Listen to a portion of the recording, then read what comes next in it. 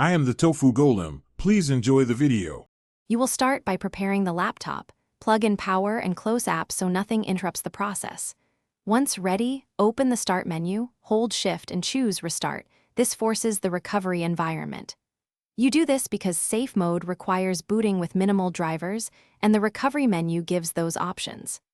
After the reboot, pick Choose an option, then Troubleshoot, and then Advanced options so you can access startup settings. Make sure to follow each step in order to keep the system stable. Once you reach Advanced options, select Startup settings and then press Restart. This reloads Windows with toggles for different boot modes. You will see numbered options. Press 4 for Safe Mode, 5 for Safe Mode with networking, or 6 for Safe Mode with command prompt. Pick based on why you're troubleshooting.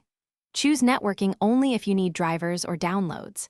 This method works because it instructs Windows Loader to disable non-essential drivers and services, allowing you to diagnose or remove problematic software safely. After Windows boots in Safe Mode, log in and run your maintenance. Antivirus scans, SFC, DISM, or uninstall the app causing issues. You do these steps now because Safe Mode limits interference from third-party drivers. When finished, restart normally to return to a standard session. This restores full drivers and services.